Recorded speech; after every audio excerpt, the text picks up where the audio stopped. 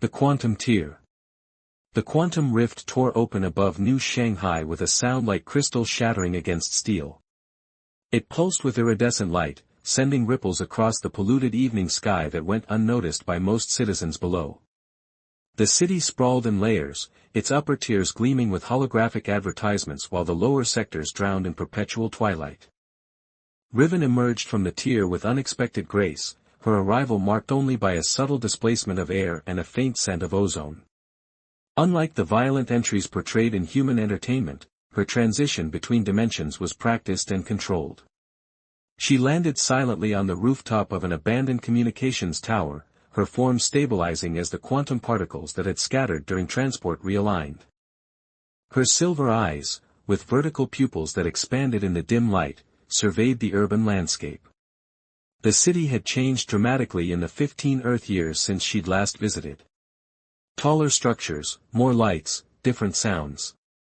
But beneath the sensory chaos, she could still detect the faint energy signature she traveled across 3 galaxies to find. Harlow Jensen. The human whose blood now partially flowed through her veins.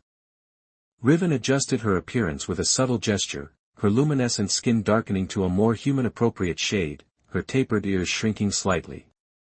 The modifications wouldn't fool close inspection, but they would prevent immediate panic from passers-by. She wore a sleek bodysuit of material that resembled leather but was actually a living symbiotic armor that had bonded with her centuries ago. She descended from the rooftop in a controlled fall, landing in an alley illuminated only by the spill of neon from a nearby nightclub. A drunk patron stumbled out a side door, took one bleary look at Riven, and muttered something about premium genetic modifications, before continuing on his way. Humans. Always so quick to rationalize the extraordinary. The energy signature grew stronger as Riven moved east, following it through increasingly narrow streets. The architectural style shifted from the gleaming chrome and glass of the upper city to recycled materials and improvised structures. This was the fringe, where regulation was theoretical and innovation born of necessity thrived. Perfect place for Harlow to hide. The signal led her to a 3-story building wedged between a vertical farm and what appeared to be an underground racing garage. A weathered sign identified it as Junklight Innovations. Below that, in smaller text, "We fix what you break what you can't fix, and reimagine everything else." Riven approached the entrance, a reinforced door with at least 5 different security systems visible and likely a dozen more hidden. She could have bypassed them all, but that would defeat the purpose of her visit. Instead, she pressed the antiquated intercom button. A camera whirred to life, its lens focusing on her with mechanical precision. "We're closed," came a gruff voice, artificially distorted. "Come back when the sun's up." "I'm not here for repairs," Riven replied, her voice carrying the faint musical undertone characteristic of her species. "I'm looking for Harlow Jensen." A long pause followed. "Nobody here by that name." Riven tilted her head, allowing her eyes to catch the security light and reflect it back with unnatural intensity. "The Obsidian Hunters have found your signature, Harlow. They'll be here within a planetary rotation. I came to warn you." Another pause, then a series of clicks and whirs as the security systems disengaged. The door slid open. The interior was a labyrinth of workbenches, suspended components, and half-finished inventions. Holographic schematics floated at various stations, casting blue and green light across the cluttered space. A path cleared automatically as Riven entered, components shifting to create a corridor. At the center of the workshop stood a figure bent over a disassembled device that pulsed with an energy Riven immediately recognized as non-terrestrial. The figure straightened up, revealing a human in their late 30s, tall and lanky with a shock of prematurely silver hair tied back in a loose knot. A network of fine scars traced patterns across the exposed skin of their arms, telling stories of past experiments gone wrong. Harlow Jensen's eyes, one natural brown, one replaced with a cybernetic implant that glowed faintly amber, widened momentarily before narrowing with suspicion. 15 years, Harlow said, voice steady but tight with emotion. 15 years of silence, and now you appear with talk of hunters. Riven remained still, understanding that human anger often required space to dissipate. I didn't think they would trace the bond. I was wrong. Harlow set down a tool that emitted a faint hum. The bond that you never bothered to explain before disappearing through a portal. The one that's been giving me migraines and bizarre dreams for a decade and a half. I apologize for my abrupt departure. The circumstances were complicated. Riven took a careful step forward. But the danger is real. When you used your blood to heal me in the Cascade Mountains, you created a quantum entanglement between us. My people consider such bonds sacred, and forbidden with non-luminari. Your people, Harlow repeated. The energy vampires who supposedly drink stars and dream in blood. I spent years convincing myself you were a hallucination from mountain fever. Riven's expression remained composed, but a flicker of something, perhaps hurt, crossed her features. We are luminari. The vampire terminology is inaccurate, though I understand the comparison. We absorb ambient energy, including from stellar bodies. Blood is merely a highly efficient energy carrier. Harlow ran a hand through silver hair, dislodging several small tools that had been tucked behind one ear. And now your people want to kill me because of this bond? Not kill. Extract. Riven's voice grew softer. The energy signature of our bond is unique. They believe studying it could reveal new methods of energy consumption. The extraction process would be unsurvivable for you. A bitter laugh escaped Harlow. Fantastic. So I'm going to be dissected by space vampires because I was stupid enough to help one 15 years ago. No, Riven said firmly. You won't be. That's why I'm here. Harlow studied Riven with the intensity of someone who had spent years analyzing complex systems. You crossed galaxies for me. Why? Something shifted in Riven's silver eyes, a vulnerability rarely displayed by her kind. Because you showed me kindness when I was wounded and alone. Because you didn't hesitate to bleed for a stranger from the stars. She paused. And because the bond goes both ways, Harlow Jensen. I have carried a part of you with me across the void. The workshop fell silent except for the gentle hum of machinery. Outside, the endless pulse of the city continued, oblivious to the cosmic drama unfolding within its bounds. Finally, Harlow spoke. So what's the plan? I'm not exactly equipped to fight intergalactic hunters. Riven's mouth curved into what might have been a smile. Perhaps not. But together, we might have a chance. She gestured to the non-terrestrial device on Harlow's workbench. Especially since you've been reverse engineering luminari technology for years. Harlow's cybernetic eye flashed. I was trying to understand what happened to me. What you did to me. And in doing so, you've created something that might save us both. Riven moved closer to the device. This energy converter, it's crude by luminari standards, but the principles are sound. With modifications, it could mask our quantum signature. A proximity alarm blared suddenly, cutting through the tension. Holographic screens materialized around Harlow, showing multiple angles of the surrounding streets. Moving through the crowds with unnatural synchronicity were three figures in dark attire, their movements too precise to be human. Are those scouts? Riven confirmed, her posture shifting subtly to a more defensive stance. The hunters send them ahead to confirm the target's location.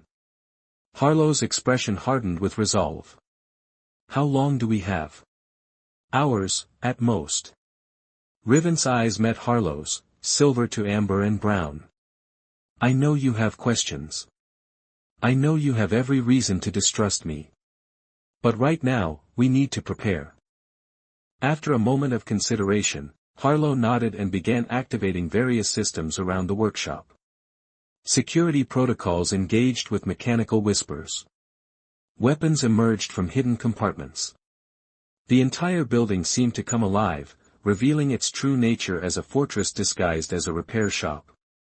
I still don't forgive you for disappearing, Harlow said, not looking up from the defense console. I understand, Riven replied quietly. But I'm not dying today, and I'm definitely not being dissected by space vampires. Riven's mouth curved again, more definitively a smile this time. No, you're not. Not while I'm here. As the scouts drew closer and darkness fell over New Shanghai, the quantum-bonded pair, human inventor and alien energy being, prepared for a confrontation that would either sever their connection forever or forge it into something unbreakable. Echoes of the past. The scouts moved with uncanny precision through the crowded streets surrounding Junklight Innovations. To the untrained eye, they might have passed for human, tall figures in dark attire with unnaturally perfect posture. But Harlow, watching them through the workshop surveillance system, noticed the telltale signs, their synchronized movements, the way they never blinked, and how pedestrians unconsciously created space around them without realizing why. They're beautiful, Harlow muttered, fingers dancing across the holographic controls. Terrifying, but beautiful. Riven glanced up from the modified energy converter she was recalibrating. The scouts are designed to evoke exactly that response. Beauty disarms, terror paralyzes. Is that the Luminary philosophy? Be gorgeous and horrifying. A faint sound escaped Riven, something between a laugh and a sigh. My kind values efficiency. Emotional manipulation is simply another tool. Harlow's cybernetic eye whirred as it zoomed in on the nearest scout. And what about you? Was saving my life in the Cascades 15 years ago just efficient manipulation? The question hung between them as Riven connected delicate filaments within the converter. Her silver eyes remained focused on her work, but something in her posture softened. No, she finally said. It was inefficient, impulsive, and strictly forbidden. I was assigned to observe Earth, nothing more. Making contact was my first transgression. Allowing you to help me was my second. Creating the bond. She paused. That was unforgivable by my people's standards. Yet you did it anyway. Riven looked up, meeting Harlow's gaze directly. Yes. Before Harlow could respond, an alert flashed across the security screens. The scouts had split up, taking positions at strategic points around the building. One approached the main entrance, the same door Riven had used hours earlier. They're testing the perimeter, Riven said, her voice calm but tense. Gauging our defenses. Harlow activated additional security measures with a series of practiced gestures. Metal shutters silently slid over the windows. Hidden energy barriers hummed to life between the building's walls. These might slow them down, but they won't stop determined hunters, will they? No, Riven admitted. But we don't need to stop them. We just need to mask our signature long enough to escape. The nearest scout placed a slender hand against the main door. Where it touched, frost patterns bloomed across the metal. Temperature sensors inside the workshop plummeted. Their energy siphons, Riven explained, moving faster now with the converter's assembly. They drain thermal energy first, it's easiest to access. Then electrical. Then biological. Harlow watched as the building's exterior cameras showed ice crystals spreading from the scout's touch. That explains the drop in ambient temperature when they approached. I thought it was psychological. Your instincts weren't wrong. Fear is an energy source too. A distant memory surfaced in Harlow's mind, a snow-covered mountainside, a strange figure with silver eyes lying wounded in the shadow of a fallen tree. The unnatural cold that had permeated the air despite the summer season. How Harlow, then a young field researcher studying atmospheric anomalies, had approached without hesitation. That day in the mountains, Harlow said quietly, you were dying. Riven nodded, connecting the final components of the modified device. My exploration vessel fractured during atmospheric entry. The impact dispersed most of my energy reserves. I would have dissipated within hours if you hadn't found me. And when I cut my palm and pressed it to that strange wound on your side. You gave me your blood, your energy, freely. An act unheard of in my culture. Riven's voice carried a weight of memory. Luminari take. We consume. We do not receive gifts. A thunderous crack interrupted them as the main door's first security layer failed. The frost had weakened the molecular structure of the reinforced metal. The scout outside stood motionless, waiting for the second layer to succumb to the same treatment. Harlow cursed under breath. How much longer for that converter? Nearly complete. Riven's hands moved with blurring speed. But there's something I haven't told you. Of course there is, Harlow muttered, grabbing what looked like a modified pulse rifle from a nearby rack. Bad timing, but go ahead. The bond we share, it's more than a quantum entanglement. Riven's silver eyes briefly glowed brighter. It's a life thread. My consciousness is partially anchored to yours, and yours to mine. Harlow froze. What exactly does that mean? It means that if either of us dies, the other will be diminished. Not physically, but fundamentally altered. Riven secured the final connection in the device, which began emitting a soft, pulsing glow. And it means I can do this. She reached out and touched Harlow's forehead. Instantly, Harlow's mind exploded with images, sensations, and knowledge, star maps, quantum physics principles beyond Earth's understanding, and memories that weren't human in origin. Harlow gasped, staggering backward as 15 years of Riven's experiences flooded in at once. What the? Harlow clutched at the workbench for support. What did you just do to me? Shared what you'll need if we're separated. Riven lifted the completed converter. Your human terminology would call it a download. The second security layer at the entrance gave way with a screech of protesting metal. The building's automated defenses activated, energy pulses and sonic deterrents designed to disrupt invaders. The scout outside flickered briefly, its humanoid appearance distorting to reveal something more abstract, a collection of geometric patterns wrapped around a pulsing core. We need to move, Riven said, activating the converter. It emitted a field that enveloped both of them, creating a subtle distortion in the air. This will mask our quantum signature temporarily, but the scouts can still track us visually. Harlow grabbed a small backpack, already prepared with essential gear. There's a maintenance tunnel under the fabrication room. Leads to the undercity transport network. As they moved deeper into the workshop, the building's third security layer failed. The scout entered, its form now shifting continuously between humanoid and something more primal, a creature of pure energy constrained by tenuous geometry. Two more scouts converged on different entry points, their frost touch spreading across the building's exterior. Harlow led them through a maze of equipment to a concealed hatch in the floor. This drops 30 meters straight down. Can you handle that? Riven's mouth curved slightly. Gravity is negotiable for my kind. Show off, Harlow muttered, but there was no real bite to the words. They descended into darkness, Harlow's cybernetic eye automatically adjusting to provide night vision. Above them, the workshop's final defenses engaged, a cascade of electromagnetic pulses followed by a controlled plasma burst. The building's sacrificial protocols would destroy all evidence of their research rather than let it fall into hunter hands. The maintenance tunnel was narrow and damp, designed for service drones rather than humans. They moved quickly, guided by Harlow's knowledge of the Undercity's labyrinthine structure. Behind them, sensors indicated a temperature drop, the scouts had found the tunnel entrance. They're persistent, Harlow noted, breathing heavily from the pace. Hunter scouts don't tire or doubt. They simply execute their programming.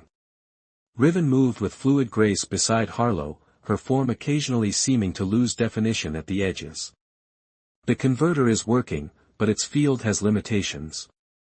We need to reach a more heavily populated area, the energy signatures of many humans will create interference. They emerged from the tunnel into a vast underground plaza, one of New Shanghai's undercity hubs where the less fortunate and the deliberately off-grid conducted their business. Thousands of people filled the space, moving between makeshift markets and repurposed industrial structures converted into living quarters. The air was thick with cooking smoke, conversation, and the buzz of jury-rigged electronics. Harlow guided them into the crowd, weaving between vendors and groups of cyber-enhanced youths. Where exactly are we going?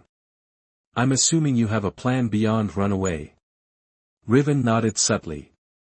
There's a quantum fold point 17 kilometers southeast of here.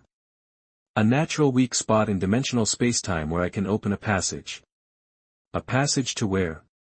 Somewhere the hunters won't follow. A neutral territory beyond their jurisdiction. Harlow's expression darkened. Off-world? You want me to leave Earth? Temporarily, Riven assured. Until I can negotiate your safety with my people. Negotiate? You said our bond was unforgivable by their standards. It is. But there are factions among the Luminari who question the old ways. Who believe interaction with other species could be beneficial rather than contaminating. Riven's silver eyes met Harlow's mismatched ones. I've spent 15 years finding allies, building support. That's why I couldn't return sooner. The revelation hung between them as they continued through the crowded plaza. Harlow processed this new information alongside the cascade of alien memories still settling into place, glimpses of vast energy beings communing in the corona of dying stars, political maneuverings in councils housed in structures that defied Euclidean geometry, and through it all, Riven's unwavering determination to return to Earth.